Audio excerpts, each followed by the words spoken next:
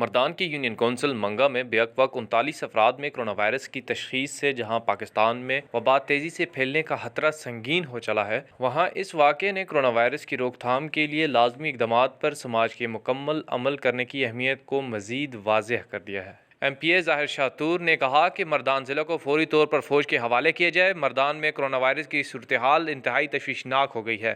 ایک دن میں 40 کیسز کا سامنے آنا خطرناک ہے۔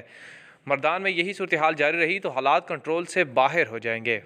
مردان میں ضلع انتظامیہ اور صحت کے معاملات فوج کے حوالے کیے جائیں۔ مردان اسپتالوں اور قرنطینہ میں کوئی سہولت نہیں ہے، مریض اللہ پاک کے رحم و کرم پر ہیں۔ مردان شہر میں ذخیرہ اندوز مافیا نے پنجے گاڑ لیے ہیں۔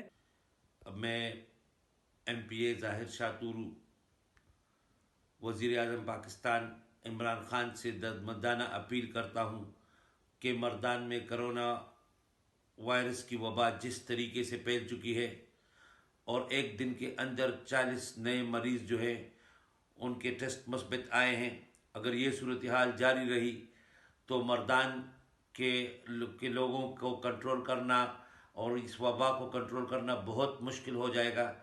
اس لیے میری آپ سے اپیل ہے کہ مردان کے انتظامی اور کرونا وائرس کے لیے صحت کے جو معاملات ہیں وہ فوری طور پر فوج کی نگرانی میں دے دیے جائیں، کیونکہ مردان کے ہسپتالوں میں کسی قسم کی سہولتیں میسر نہیں ہیں کرونا وائرس کا مقابلہ کرنے کے لیے، اور نہ مردان کے میں جو دوسرے کوارنٹائن کے حوالے سے جن جگہوں کا انتخاب کیا گیا ہے وہاں بھی کسی قسم کی سہولت نہیں ہے۔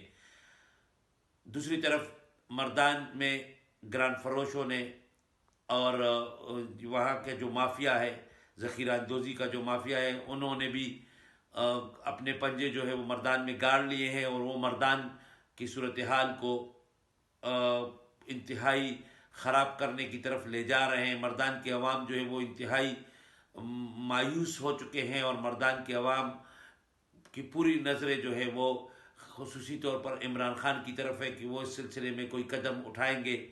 میری درخواست ہے وزیر اعظم عمران خان صاحب سے کہ وہ اس سلسلے میں فوری طور پر کوئی قدم اٹھائیں اور مردان کو فوری طور پر پاک فوج کے حوالے کیا جائے، تاکہ یہ وبا نہ صرف مردان میں بلکہ مردان سے پورے صوبے اور پورے پاکستان میں زیادہ سے زیادہ پھیلنے کا خطرہ ہے۔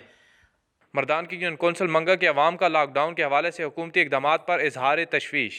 میرا نام اجمل خان ہے اور میں یوسی منگا سے تعلق رکھتا ہوں۔ جیسے آپ سب بھائیوں کو پتہ ہے کہ ہمارے منگا یوسی میں 18 تاریخ کو لاک ڈاؤن جیسا ماحول پیدا ہوا ہے۔ وہ کرونا وائرس کی وجہ سے جو صادق خان مرحوم وفات پا چکا ہے، وہ ابھی تک ہمارے یوسی منگا میں بہت زیادہ تر غریب لوگ رہتے ہیں، مزدور کار جو صبح مزدوری کرتے ہیں اور پھر شام کو وہ پیسے خرچ کر کے اپنے بچوں کا پیٹ پالتے ہیں۔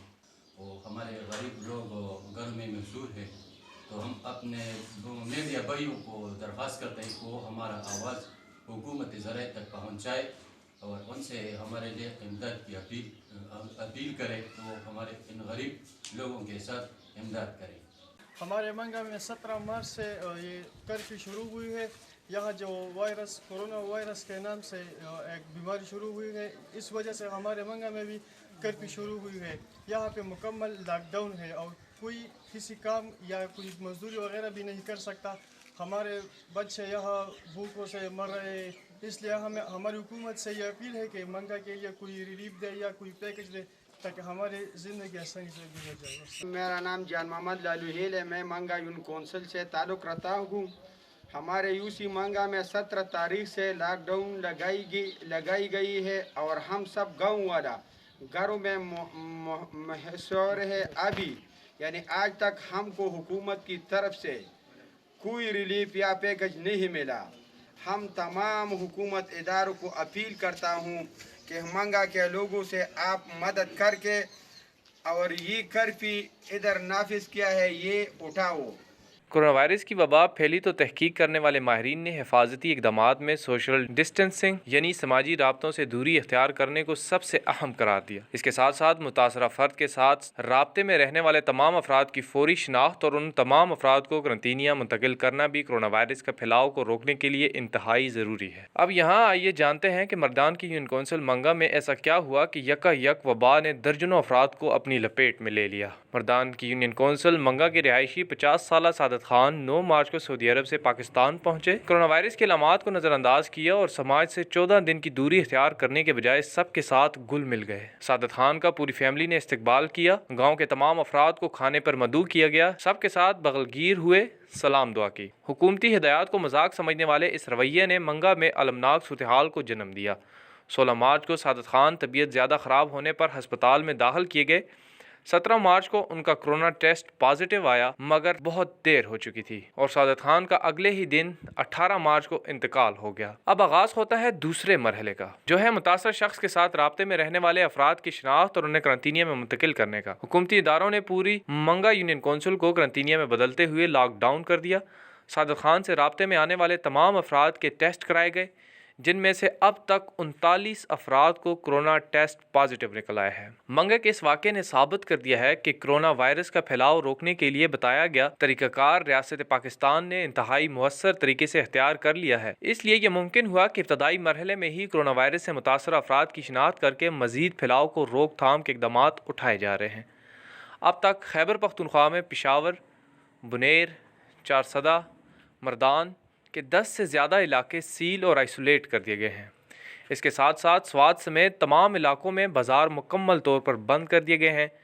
سڑکوں پر آمد و رفت کی بھی اجازت نہیں ہے اور عوام کو گھروں میں محدود کر دیا ہے۔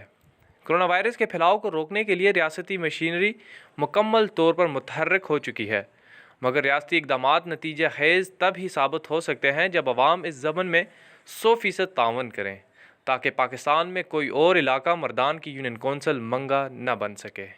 توصیف علی سواتی، پبلک آئی، اسلام آباد۔